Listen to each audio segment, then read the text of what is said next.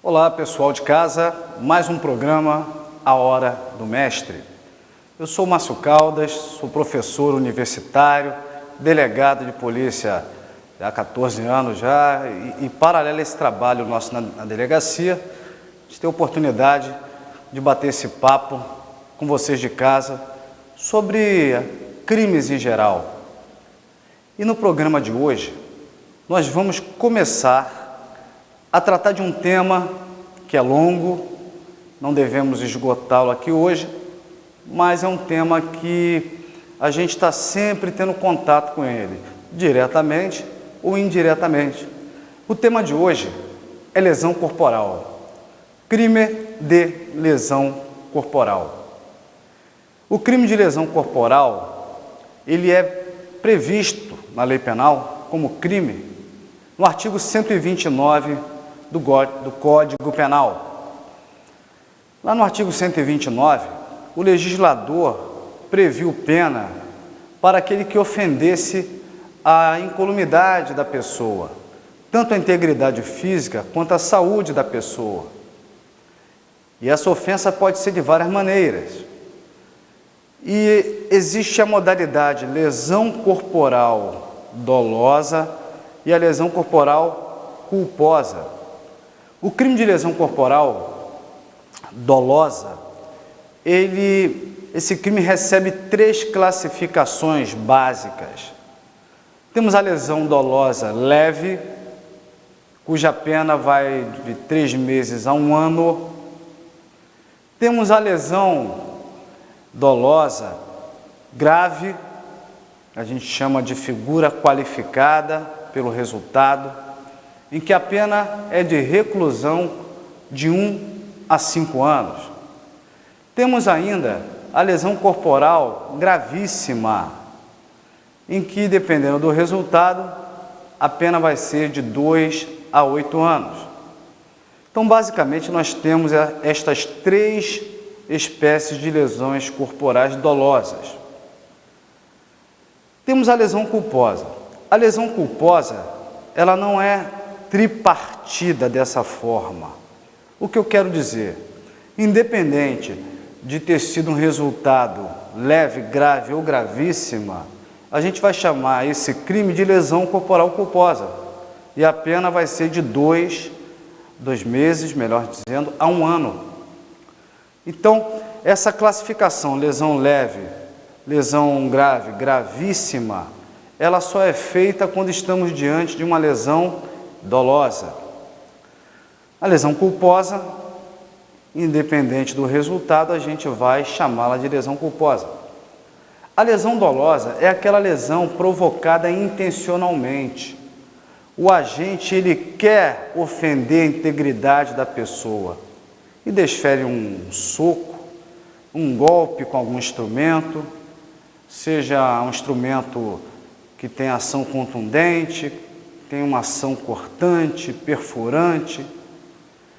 E a gente tem que ter a seguinte observação.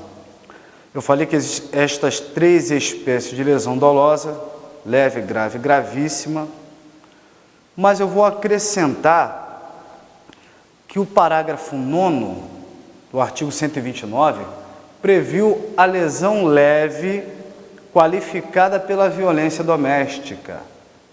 Então, a lesão leve tem a pena de 3 meses a 1 ano.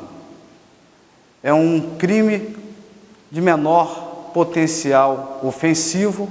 O que isso significa? É julgado pelo Juizado Especial Criminal e o autor desse crime, ele recebe uma série de benefícios. Ele tem a possibilidade de ser contemplado com medidas despenalizadoras e até uma medida descarcerizadora, que eu vou esclarecer daqui a pouco. Mas a lesão leve, qualificada do parágrafo 9º, que remete à pena que era de 3 meses a 1 ano para 3 meses a 3 anos, ela é punida de forma mais severa, porque o que qualifica esse crime é o fato de a violência envolver uma relação de parentesco, uma relação domiciliar, de coabitação. Então, lesão leve qualificada pela violência doméstica é punida de forma mais severa pelo legislador. Então, a pena passa a ser 3 meses a 3 anos. Qual é a primeira consequência prática? A gente já conclui, desde logo, que não é uma infração de menor potencial ofensivo. Isso significa o quê? Não é julgado pelo juizado especial criminal. E mais, o autor desses crimes, ele não vai receber todos os benefícios despenalizadores e nem a medida descarcerizadora que a lei do juizado especial, que é a lei 9.099, que entrou em vigor em 95, previu para os autores desse tipo de crime, menor potencial ofensivo. Então vamos entender, alguém está no bar, bebendo, assistindo um jogo de futebol, ou está numa boate, ou está na rua, um desentendimento de trânsito, e acaba que daquela discussão, um dos participantes da discussão desfere um soco na direção do outro. E esse indivíduo fica com uma lesão classificada como lesão leve. Como não há essa qualificadora da violência doméstica, a gente vai poder aplicar medidas descarcerizadoras, medidas despenalizadoras. O que isso significa? Eles vão ser conduzidos os dois, a vítima e o autor da agressão, até a delegacia. Mesmo tendo sido flagrado agredindo a vítima, a lei do juizado especial considera essa infração penal como menor potencial ofensivo e determina que o delegado deixe de impor a prisão em flagrante e libere esse indivíduo para que ele seja encaminhado imediatamente ao juizado especial ou, na impossibilidade, que ele assuma o compromisso de comparecer ao juizado especial e sai pela porta da frente assim como entrou, não fica preso. É uma medida que evita o cárcere. Esse é o primeiro benefício do autor de uma lesão leve, que não é qualificada pela violência doméstica. A gente vai dar o nosso intervalo e na volta eu vou falar das outras medidas despenalizadoras que o autor da lesão leve acaba fazendo jus. Até daqui a pouco.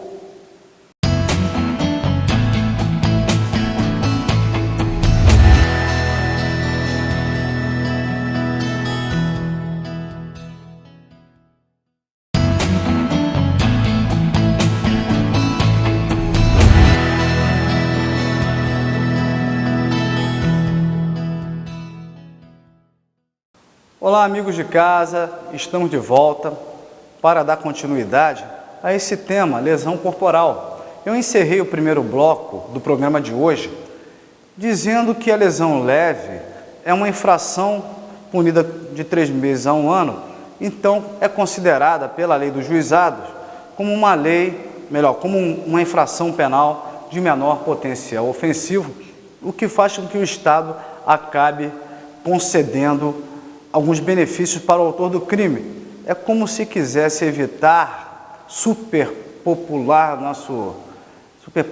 melhor dizendo, os nossos estabelecimentos carcerários. Então está dando uma espécie de segunda chance. O primeiro benefício é a possibilidade de não ser preso em flagrante, mesmo tendo sido flagrado. É uma medida descarcerizadora, que ele vai assinar um papelzinho e vai embora aguardar ser convocado para comparecer ao juizado especial. Um outro benefício é a possibilidade da transação penal. O que seria isso? Seria, nessa audiência preliminar, para a qual ele vai ser notificado para comparecer, lá o promotor pode fazer uma proposta de ele se submeter a uma pena não privativa da liberdade, uma pena restritiva de direitos, como prestação de serviço à comunidade, limitação de fim de semana, uma pena pecuniária, pagar uma cesta básica. E se houver essa transação penal, o membro do Ministério Público vai abrir mão da ação penal. Então a transação penal depois de cumprida, né, o que ele se comprometeu na transação penal, extingue a punibilidade e o indivíduo fica primário. Além da transação penal, é possível ainda que o autor desse crime de lesão leve, ele consiga fazer uma composição civil com a vítima. Essa composição civil entre o autor da lesão leve e a vítima, embora seja uma questão de natureza civil, vai repercutir na esfera penal, porque essa composição civil feita entre o autor do crime e a vítima do crime, de lesão leve, vai equivaler a uma renúncia ao direito de representação. O que isso significa? Havendo esse acordo entre autor e vítima, a vítima sendo reparada economicamente, isso vai causar a extinção da punibilidade. Então, é mais um benefício, é mais uma forma de evitar a punição, evitar o cárcere. Outro benefício é o seguinte: olha, não foi possível a transação penal, porque não preencheu os requisitos, os pressupostos. Também não foi possível a composição civil. Mas antes do promotor, aí o promotor em seguida vai oferecer uma denúncia. Denúncia, tecnicamente falando, é uma petição inicial pedindo ao juiz criminal do juizado especial que dê início a uma ação penal. Mesmo tendo denunciado aquele agressor, o promotor ainda vai ser obrigado a propor a suspensão condicional do processo. Logo, se ele também preencher os requisitos que a lei elenca alguns pressupostos, se aquele acusado, já denunciado pelo Ministério Público, nessa audiência que vai ser designada, que vai ser realizada, aceitar a proposta de suspensão condicional do processo, ele vai acabar, se cumprir as condições durante o chamado período de prova, vai acabar sendo beneficiado pela extinção da punibilidade. O que eu quero dizer? Lesão leve, cuja pena é de 3 meses a 1 ano, é crime, porém a lei do juizado especial trouxe vários benefícios para o autor do crime. Um deles, o primeiro que eu falei, é uma medida descarcerizadora, que evita a prisão em flagrante. A outra medida é a transação penal. A outra medida é a composição civil dos danos, que pode repercutir na esfera penal. E a terceira consequência é a possibilidade da suspensão condicional do processo. Bom, isso se for lesão leve, porque se for lesão leve qualificada pela violência doméstica, que é a figura prevista no artigo 129, parágrafo 9º, a história vai mudar de direção. A coisa muda de figura, porque essa lesão leve qualificada pela violência doméstica faz com que a pena da lesão leve, que era de 3 meses a 1 ano, passe a ser 3 meses a 3 anos.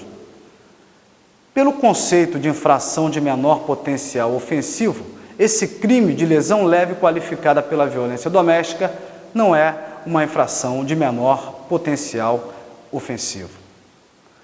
Mas então qual é o conceito de infração de menor potencial ofensivo? É todo crime cuja pena máxima não ultrapasse a 2 anos. Então, a lesão leve, a pena é de 3 meses a 1 ano, então a pena máxima é 1 ano, não ultrapassa 2. Mas a lesão leve qualificada pela violência doméstica é 3 meses a 3 anos, então ultrapassa 2 anos. Logo, não é uma infração de menor potencial. Se não é infração de menor potencial, essa lesão leve não vai possibilitar a aplicação da medida descarcerizadora.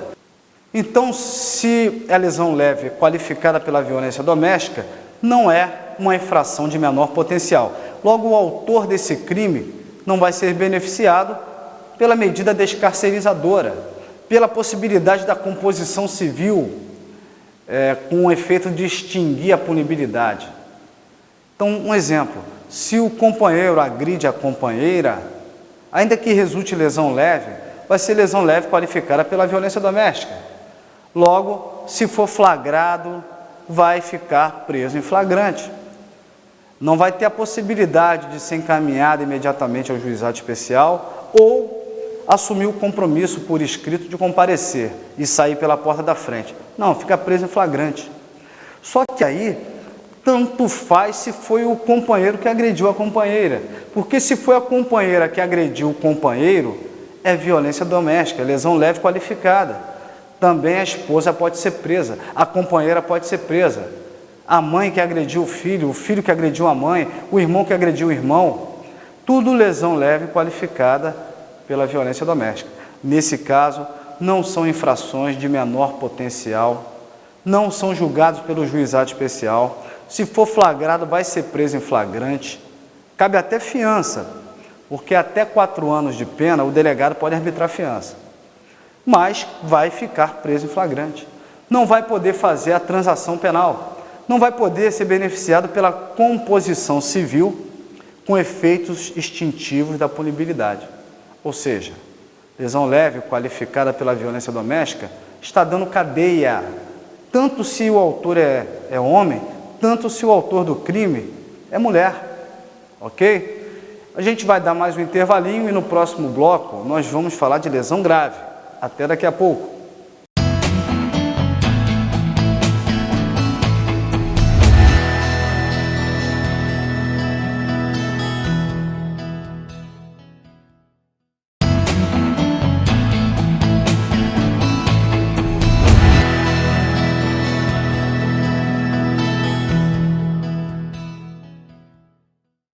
Estamos de volta com o programa A Hora do Mestre. Paramos nosso bate-papo no segundo bloco, encerrando a distinção e as consequências de haver uma lesão leve ou uma lesão leve qualificada pela violência doméstica. Ainda analisando as lesões corporais dolosas, vamos falar agora da lesão corporal dolosa intencional, que é chamado de lesão grave e que é punido com a pena de 1 a 5 anos de reclusão. Muito mais severa a punição prevista pelo legislador. Mas o que é lesão leve e o que é lesão grave? Bom, o conceito de lesão leve é dado por exclusão. Por quê?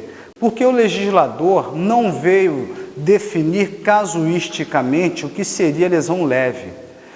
A técnica do legislador foi dizer o que seria lesão grave e o que seria lesão gravíssima. Lesão grave são aqueles resultados previstos no parágrafo 1º do artigo 129 do Código Penal. Artigo 129, parágrafo 1º, pune com a pena de 1 a 5 anos de reclusão quando a lesão provocar uma incapacidade para as ocupações habituais por mais de 30 dias. Em outras palavras, se daquela agressão praticada pelo criminoso, porque é um criminoso, a vítima ficar incapaz para as ocupações habituais, sejam elas profissionais ou não profissionais, né, suas atividades rotineiras, por até 30 dias, ou seja, ficou até 30 dias de cama em razão da agressão, é lesão leve. Mas se ficou mais de 30 dias incapaz para as ocupações habituais, aí é lesão grave. E é importante que quando a vítima comparece à delegacia, o delegado vai encaminhá-la para fazer um exame, para se submeter ao exame de corpo de delito, constatar as lesões. Mas como a análise, nesse caso, não pode ser um prognóstico, não basta o perito prever que daqui a 30 dias vai continuar incapaz, tem que esperar transcorrer os 30 dias e, a partir do dia seguinte, convocar a vítima para fazer um exame complementar. E é nesse segundo exame complementar é que o perito vai poder diagnosticar que a vítima está ou não está incapaz para as ocupações habituais. Mas, concluído que está incapaz para as suas ocupações habituais por mais de 30 dias, aí nós temos aí um crime de lesão grave. Tá? Tem gente que não vai trabalhar, não vai para a academia, não vai para a praia, só atividade rotineira, porque está com vergonha das marcas deixadas pela lesão, porque a equimose, que é extravasamento de sangue dos vasos sanguíneos, que vão impregnar a pele, formando aquela mancha, que a gente equivocadamente chama de hematoma, aquilo pode trazer vergonha para as pessoas e elas evitarem frequentar determinados ambientes, o seu trabalho, a sua academia. Bom, se ela ficou mais de 30 dias incapaz de desempenhar sua atividade rotineira em razão da vergonha que ela sente pela lesão, a pergunta que fica é a seguinte: tenho que condenar o agressor a pena de 3 meses a 1 ano, ou seja, lesão leve, ou a pena de 1 a 5 anos de prisão, porque é lesão grave?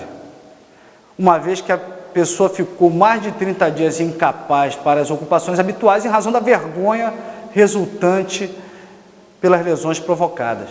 Isso é uma questão que já caiu em concurso público, que fica a dica para o concurseiro.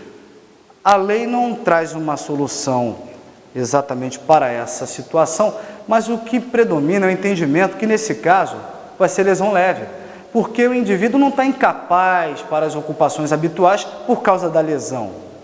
Ele pode estar incapaz ou se sentindo incapaz por causa da vergonha, não por causa da lesão. Então, é lesão leve. Eu não posso empurrar na conta do agressor, do acusado, do condenado, 1 dia a mais de pena, se não estiver aquela situação exatamente correspondendo à previsão da lei. Então, o melhor entendimento é que seria lesão leve. Agora, e se a pessoa fosse um ladrão, foi agredido por um terceiro, por uma vítima ou por um terceiro qualquer, sem haver situação de legítima defesa, a vítima descobriu que determinado indivíduo é que entrou na sua casa, foi lá nesse ladrão, 1 semana depois, e deu uma surra muito grande. Esse ladrão ficou mais de 30 dias incapaz para suas ocupações habituais, que era o quê? Furtar. Essa vítima podia ter dado uma surra, um corretivo no ladrão? Não, não podia. Não podemos fazer justiça com as próprias mãos. Então a vítima praticou lesão corporal. Não havia situação de legítima defesa. O furto já tinha sido consumado há mais de 1 semana. Então a vítima, ela praticou um crime de lesão corporal. E dessa lesão corporal resultou incapacidade para as ocupações habituais daquele ladrão. Ficou 1 mês sem roubar nada ou sem furtar. Olha que maravilha. Então ficou mais de 30 dias incapaz para as ocupações habituais. Vai ser condenado por lesão grave? Não, a vítima vai ser condenada por lesão leve.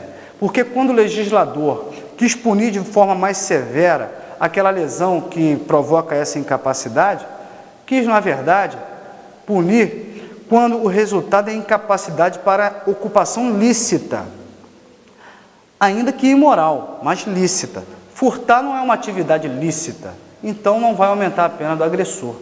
Agora, vamos imaginar que um indivíduo se apaixone por uma prostituta e quer que ela saia dessa vida dela de meretriz.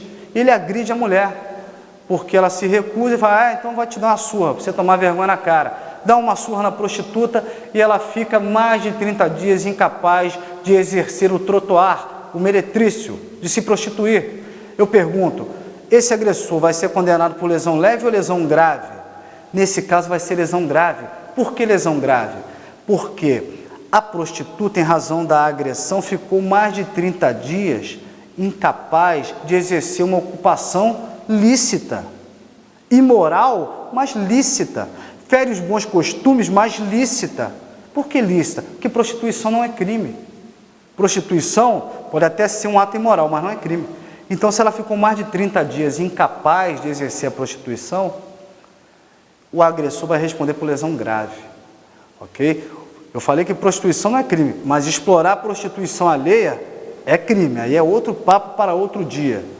Nosso programa hoje vai ficando por aqui. Procure o nosso curso preparatório, A Hora do Mestre, que eu vou ajudá-los a passar no concurso público, com uma série de recursos, slides, quadros, exercício, simulado, esquema gráfico.